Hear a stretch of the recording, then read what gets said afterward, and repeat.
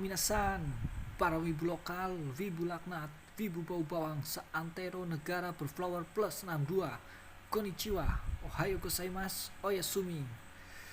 Bersama gue Maning, host yang paling swag, yang paling kece, yang paling kalian sukai, RC96, yang akan ngebahas tuntas anime, game music, dan segala hal yang berbau Jepang setajam omongan tetangga.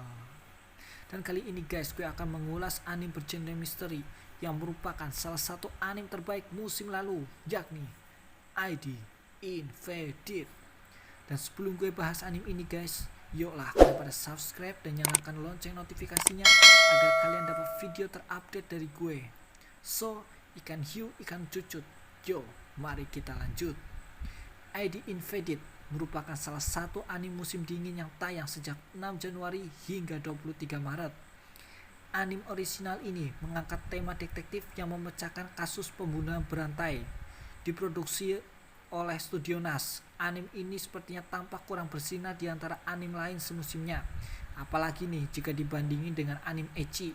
Bener gak para wibu bangsat, wibu laknat? Dasar otaknya cuma selangkangan doang. Mending gak usah lah nonton anime ginian lah. Otak kalian tuh berat untuk nonton anime ginian.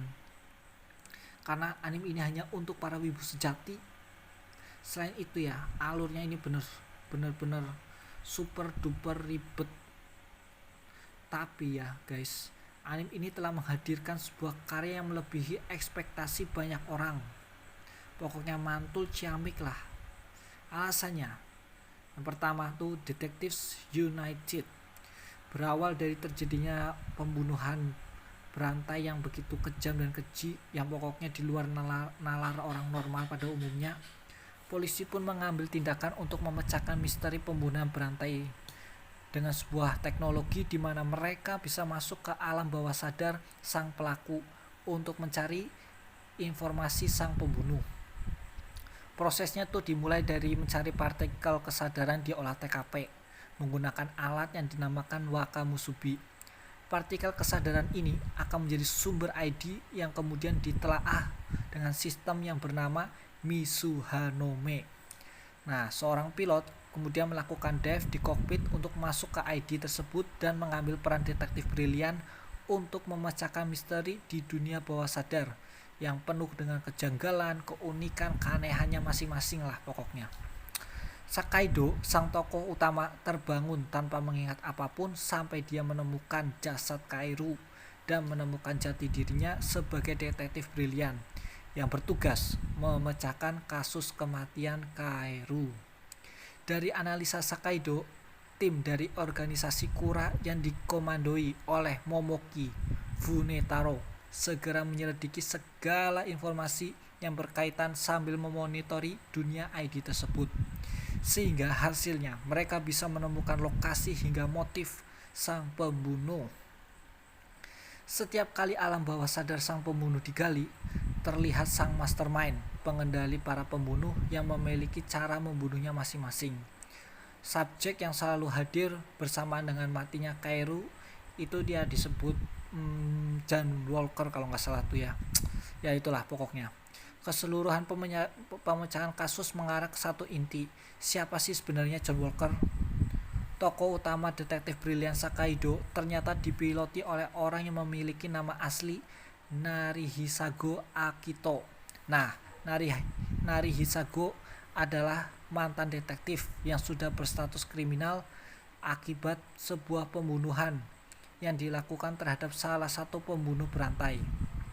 Karakter yang sudah rusak to the core ini bisa menjadi fokus tontonan yang menarik bagi penonton karena dualisme statusnya sebagai detektif dan juga kriminal.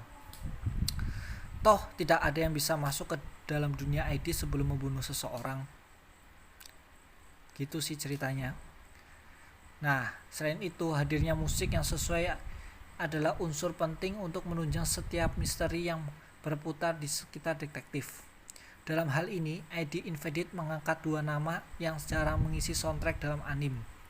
Di lagu pembuka, kita mempunyai Soul dengan lagu Mr. Fixer dan di lagu penutup ada Miyavi dengan lagu Other Side. Nah, kedua lagu memiliki kualitas tinggi di atas rata-rata anime umumnya lah. disertai BGM yang disusun oleh Slavek Kowalewski dan Atsushi Umebori, menambah hip dalam anime ini. Satu lagi guys, insert shock yang begitu kaya dibuat oleh lebih dari 3 komposer merupakan sensasi yang dapat kamu rasakan secara luar biasa dari anime ini. Studio NAS mungkin bisa berbangga atas anime ini sebagai karya terbaiknya sepanjang ini. Selain itu, efek visual yang ditunjukkan tidak bisa mengecewakan para penonton, karena dunia ID merupakan alam bawah sadar penuh dengan kebebasan. Tiap ragam ID berhasil dipertunjukkan dengan baik, seirama dengan efek dan musik yang berjalan. Episode pertama saja sudah memberikan efek kejut buat gue sih, dan itu berhasil terulang di episode kedua, ketiga hingga usai. Penonton genre misteri ya biasanya tuh memiliki rasa haus akan kasus yang akan dipecahkan. Ya seperti bagaimana analisa terhadap petunjuk yang ada di dunia ID, penyelesaian kasus oleh orang-orang yang bertindak di dalam ruangan dan di luar lapangan, serta informasi yang dapat dipakai untuk kedepannya menjadi pemandangan yang ditunggu-tunggu oleh penonton. Terkadang juga ada kasus yang diselesaikan dengan pace yang cepat, ini yang membuat efek kejut. Ada pula kasus yang tidak memiliki kayak sebuah arti lah, menyisakan kehampaan sampai itu diangkat di bagian akhir yang menjadi segmen penting untuk menjelaskan apa sih yang tersirat di bagian klimaks. Dan inside out-nya untuk plot twist menjadi awal titik balik dari pemecahan sebuah misteri. Diawali dari episode ke-7 kalau nggak salah tuh, yang mengambil posisi pertengahan plot twist sudah dimulai sejak dari situ tuh. Episode 9 dan 10 adalah proses penting bagaimana kita dan para karakter dijebak dalam sebuah tempurung dalam tempurung. Tidak ada seorang pun yang mengira sebuah nama yang baru muncul menjadi inti dari cerita ini. Adegan percakapan Nari Hisako dan keluarganya di episode 10 adalah scene yang membuat orang yang bukan golongan penyuka misteri ingin mencoba menonton anime ini. Saking menyentuhnya scene ini, gue tidak bisa menahan tangis untuk kedua kalinya, walaupun sudah mengetahui scene ini dari spoiler sebelumnya. Scene ini juga bisa menjadi contoh bagaimana hasil dari good directing yang tahu kapan timing yang tepat dari harmonisasi musik, scene visual, dan suara seiyuu berkolaborasi begitu rupa menjadikan anime ini lebih dari sekedar indah untuk ditonton. Terlepas dari good directing, sebenarnya sih inti dari cerita ini cukup simpel. Detektif yang bisa masuk ke alam bawah sadar pelaku, mencari clue di situ, merupakan cerita yang menjanjikan sekaligus mempermudah penyelesaian kasus. Bahkan, gue sendiri sudah bisa menebak beberapa misteri termasuk siapa John Walker sejak dari awal. Setidaknya, anime ini berhasil menunjukkan begitu menyenangkannya menjelajahi dunia ID dari pandangan penonton. Juga tiap episode disambung begitu indah, bahkan ketika John Walker sudah diketahui tidak serta-merta membuat serial ini akan cepat usai. Nah, Aoki membuat proses tidak terburu-buru sehingga dapat mengaplikasi setiap informasi menjadi terpakai secara tidak sia-sia. Diawali sekaligus mengakhirinya seri ini dengan dunia yang sama. Seri ini berhasil ditutup dengan mengambil best test route yang menjadi endingnya.